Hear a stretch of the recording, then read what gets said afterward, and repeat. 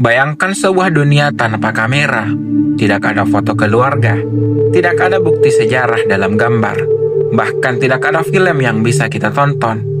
Semua itu yang sekarang terasa biasa, sebenarnya lahir dari satu pertanyaan sederhana. Bagaimana cahaya bergerak? Pertanyaan yang 1000 tahun lalu menghantui seorang ilmuwan bernama Ibnu Al-Haytham. Di balik dinding sebuah ruangan gelap, ia menemukan sesuatu yang mengubah cara manusia melihat dunia. Tapi kisahnya tidak sesederhana ilmuwan jenius menemukan ide brilian. Ada intrik politik, tuduhan gila, dan eksperimen yang hampir membuatnya kehilangan nyawa. Dan dari semua itu, lahirlah fondasi kamera modern. Jadi, bagaimana sebuah ruangan gelap bisa menyalakan revolusi visual?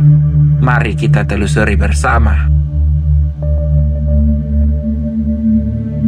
Sebelum kita masuk ke tokoh utama, kita harus memahami dulu bahwa konsep kamera tidak muncul begitu saja. Jauh sebelum Ibnu Al-Haytham lahir, manusia sudah penasaran dengan perilaku cahaya. Di Yunani kuno, Aristoteles pernah memperhatikan fenomena unik. Ketika cahaya masuk melalui lubang kecil ke ruangan gelap, ia membentuk bayangan terbalik dari objek di luar. Ini adalah prinsip paling dasar dari kamera obskura, cikal bakal kamera modern. Namun, saat itu mereka belum tahu mengapa hal ini terjadi. Penjelasan optik masih bercampur antara filsafat dan spekulasi.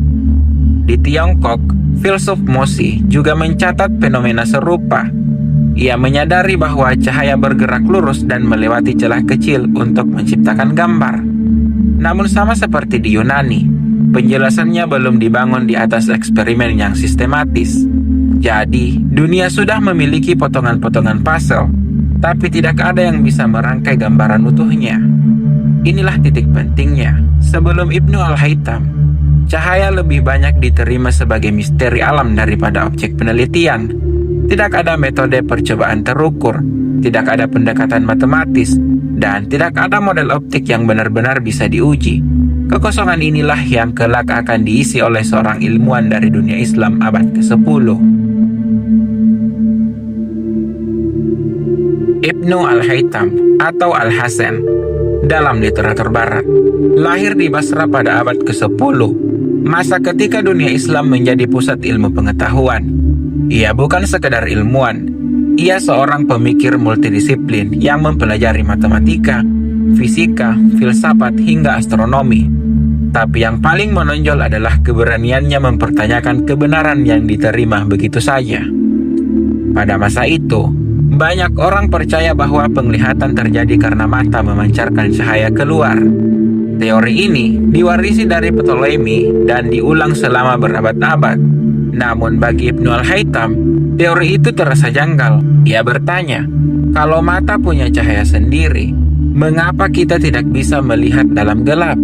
Pertanyaan sederhana ini membuatnya memulai revolusi optik. Kisah hidupnya pun dramatis.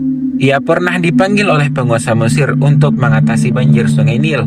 Proyek itu gagal, dan demi menyelamatkan diri dari hukuman, ia pura-pura mengalami gangguan jiwa dan hidup dalam pengawasan selama bertahun-tahun. Justru dalam masa pengasingan ini, ia melakukan eksperimen optik yang paling penting. Dengan disiplin seperti ilmuwan modern, ia mencatat, menguji dan mengulang eksperimen. Ia menolak spekulasi tak berdasar. Inilah fondasi metode ilmiah yang kita kenal hari ini.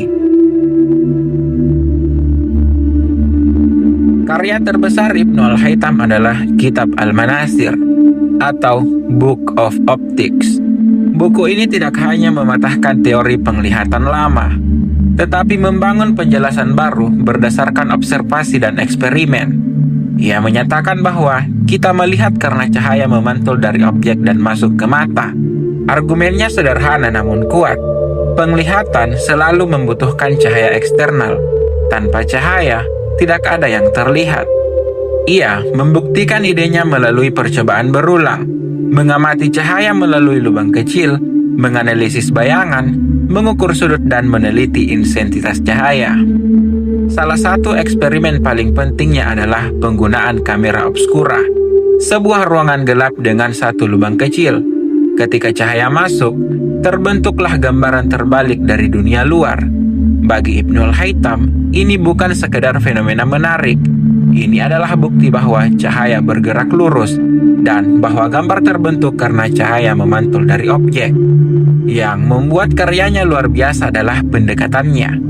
Ia tidak sekedar menulis teori, ia menuliskan metode eksperimen, syarat percobaan, dan cara memastikan hasilnya valid. Dengan demikian, kitab Al-Manasir bukan hanya buku optik, melainkan blueprint awal dari metode ilmiah yang kita gunakan hingga hari ini. Kamera obskura adalah konsep paling sederhana namun paling revolusioner dalam sejarah kamera. Ibnu Al-Haytham tidak menciptakan alat itu, tetapi ia adalah orang pertama yang menjelaskan bagaimana dan mengapa alat tersebut bekerja dengan benar. Dalam eksperimennya, ia menutup seluruh ruangan hingga gelap total, lalu membuat lubang kecil di salah satu dinding. Cahaya dari luar masuk dan membentuk gambaran terbalik dari apapun yang ada di luar ruangan. Penjelasan ilmiahnya sangat penting. Cahaya bergerak lurus. Setiap titik cahaya dari objek masuk melalui lubang dan menyusun gambar yang sama. Hanya saja terbalik karena jalurnya menyilang. Prinsip ini adalah jantung kamera modern. Lensa, sensor digital, dan film semuanya bekerja dengan konsep yang sama. Mengarahkan cahaya, memfokuskan cahaya, lalu menangkapnya. Yang menarik, kamera obskura awalnya lebih banyak digunakan untuk membantu pelukis memproyeksikan gambar. Baru berabad-abad kemudian, para ilmuwan menggabungkannya dengan teknologi kimia untuk menangkap gambar secara permanen. Dengan kata lain, tanpa pemahaman Ibnu Al-Haytham tentang cahaya dan proyeksi, tidak akan ada dasar bagi perkembangan kamera.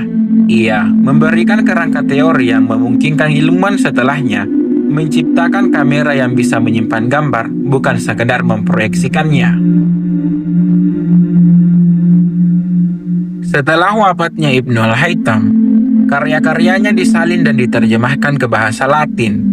Di Eropa Barat Pertengahan, kitab Al-Manasir menjadi buku wajib di universitas. Ilmuwan seperti Roger Bacon, Witello, dan Kepler membangun teori optik mereka berdasarkan fondasi yang ia tinggalkan. Kepler misalnya, yang menyempurnakan pemahaman tentang lensa dan bayangan di retina, secara langsung merujuk pada karya Ibnu Al-Haytham. Begitu Eropa memasuki era Renaissance dan revolusi ilmiah, teknologi mulai berkembang pesat. Pengrajin lensa mulai membentuk kacamata, teleskop, dan mikroskop. Semuanya berakar pada konsep cahaya yang sudah dijelaskan oleh Ibnu Al-Haytham. Kemudian, abad ke-19 membawa lompatan baru. Fotografi kimia. Louis Daguerre dan William Henry Fox Talbot menemukan cara menangkap gambar permanen di atas pelat perak dan kertas. Kamera obskura akhirnya berubah menjadi kamera foto pertama. Lalu abad ke-20 menghadirkan kamera film, kamera analog, DSLR, hingga kamera ponsel modern yang memakai sensor digital. Meski teknologi semakin kompleks, prinsipnya tetap sama. Cahaya yang bergerak lurus dipadu oleh lensa, lalu ditangkap oleh media perekam.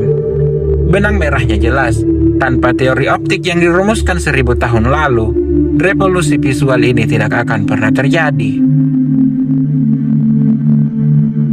Perjalanan panjang kamera, dari ruangan gelap sederhana hingga sensor digital di genggaman kita, adalah bukti bahwa satu rasa ingin tahu mampu mengubah sejarah manusia. Ibnu Al-Haytham, dengan eksperimen dan keberanian intelektualnya, meletakkan dasar dan membuat semua teknologi visual modern mungkin terjadi. Ketika kita memotret momen penting dalam hidup, kita sebenarnya sedang memakai warisan ilmiah berusia 1000 tahun.